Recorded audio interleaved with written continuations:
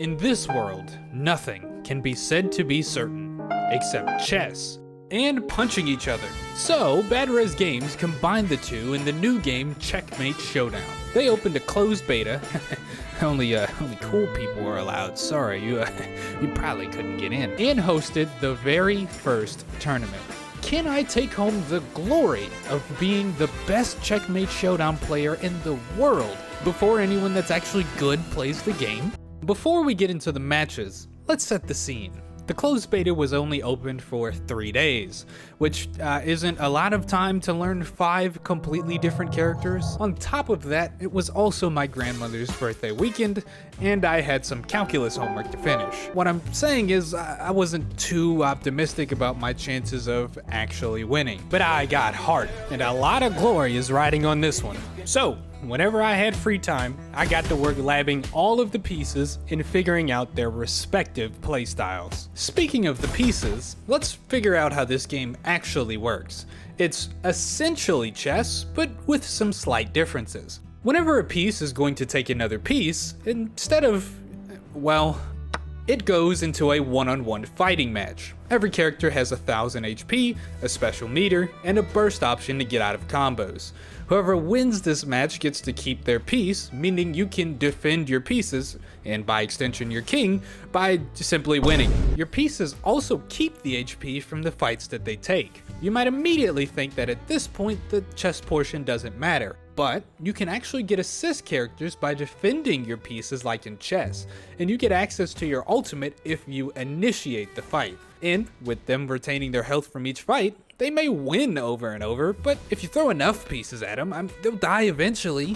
And on top of that, pawns just straight up take pieces. If you suck at chess, you will certainly have a disadvantage at every corner. Why would you do that? That was dumb, bro. What?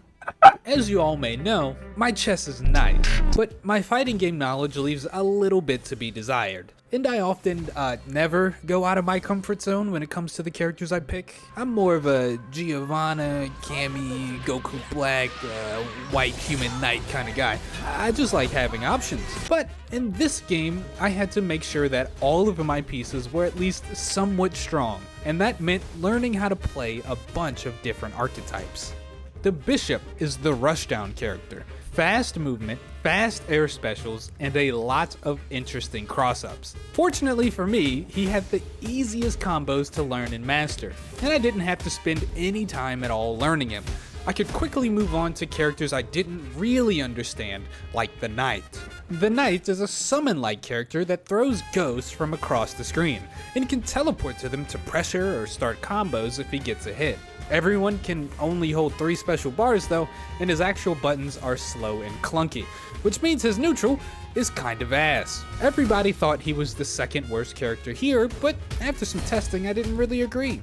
I think with enough time and practice, he could be top 3, maybe even top 2, with just how damaging his combos actually are, and just how consistently he can start them off of any move. Time and practice we don't have because there's only 3 days and we have to move on to the third piece, the Rook. Every other character in this game has some loop that they can do to force out your burst, or kill you if you don't have it. But the Rook can't with his hard knockdown grabs and no OTGs or bounces whatsoever. Combine that with his anti-air grab that doesn't have enough range to actually anti-air, his normal moves being so slow that his only good move is his light aerial, and his ultimate being able to literally be jumped out of or straight up grabbed on reaction, and you have a character that sucks balls.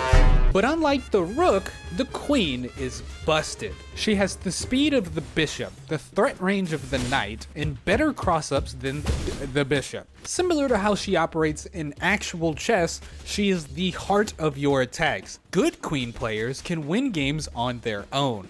I say good in major quotation marks, since no one, besides one person, has labbed enough to actually be considered good. Her combos aren't too hard to grasp if you're going for easy bread and butters, but connecting stray hits into combos isn't exactly easy with her, and you can mess up cross-ups and get punished a lot easier than that of the Bishop.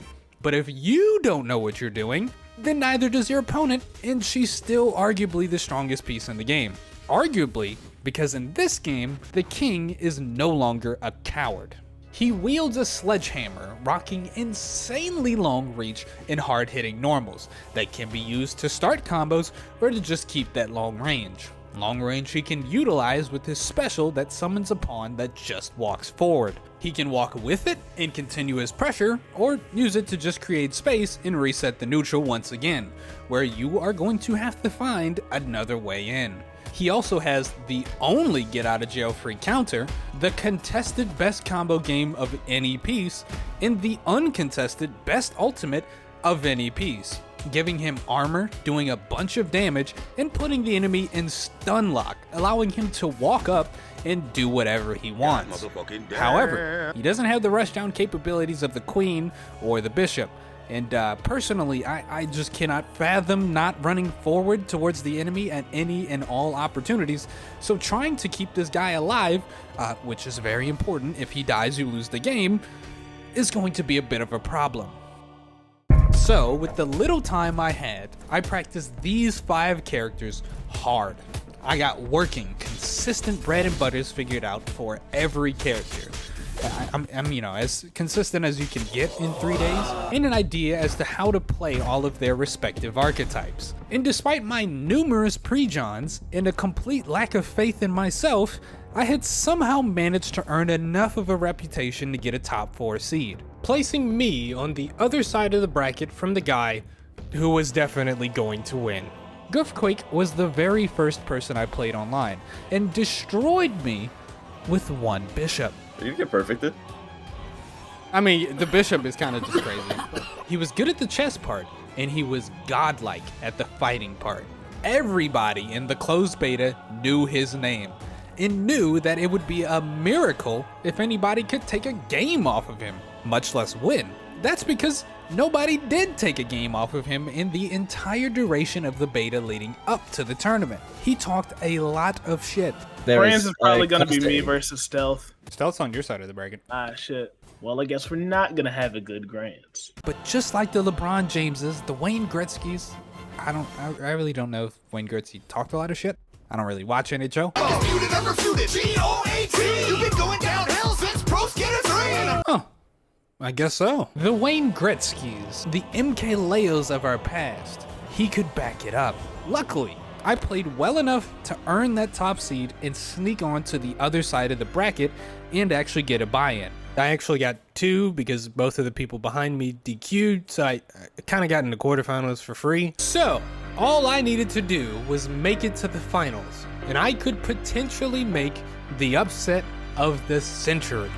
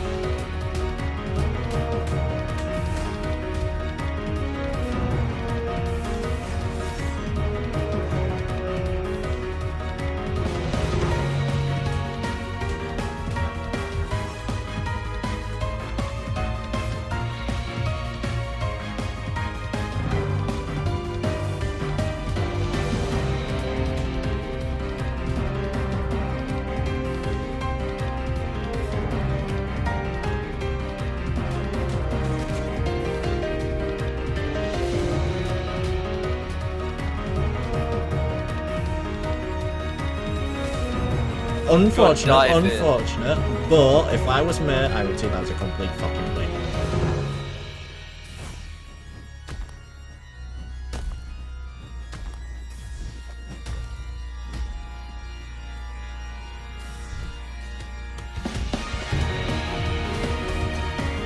Oh, this is a predicament now.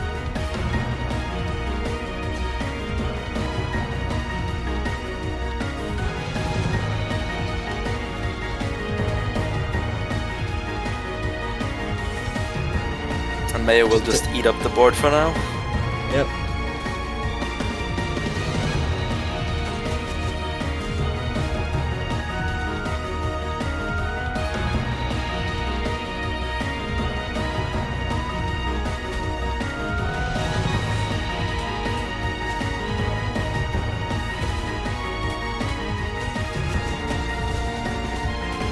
combo. That's over. 12 HP king. That's And done. it's That's checkmate. over. Why is the name so long? Why not do it? TOTTV, YouTube, and something with I. Instagram. Ah.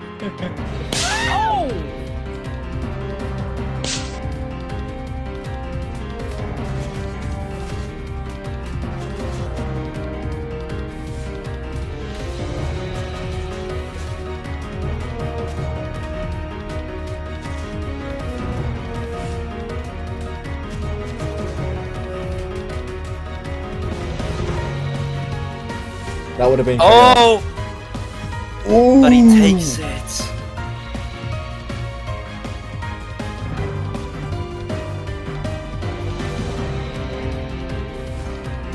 Oh, on the 200 nasty HP. cross up.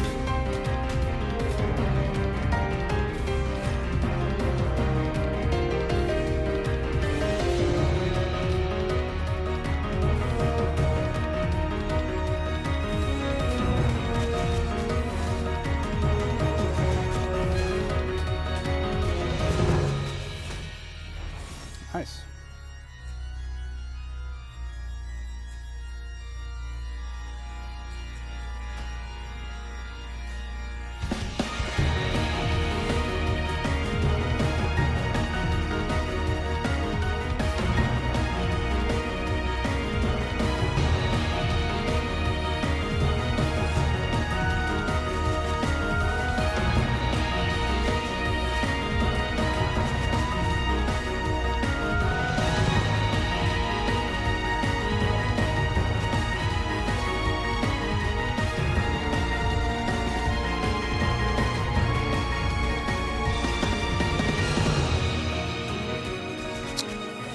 I fucked up.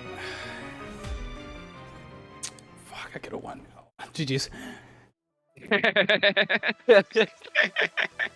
Yeah, so a bit of an anticlimactic way for me to go out. I just couldn't play safe and kind of panic mashed when it mattered the most. So I lost rather quickly.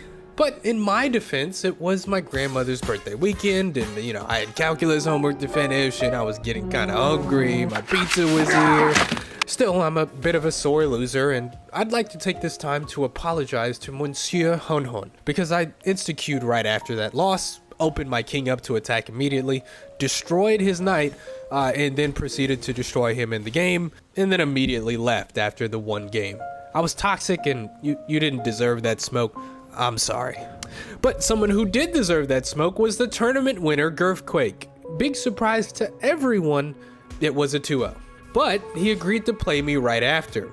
So I considered this a thug finals. And there's a chance that I could be the one to end his 100% win streak. And technically win the tournament and become the best Checkmate Showdown player in the world.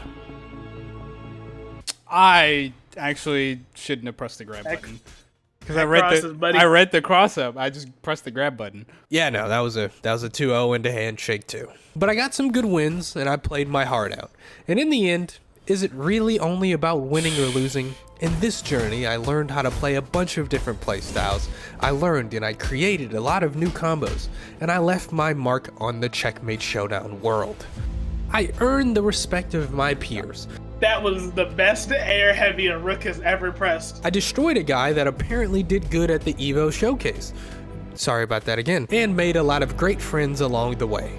And in the end, isn't that what matters? No, not at all, just the win? Alright, well, shit. Well, if you think you can do better, the open beta is out this weekend.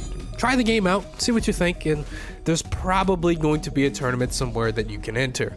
As for me, I got COVID, and I will officially retire as the third best Checkmate Showdown player in the world.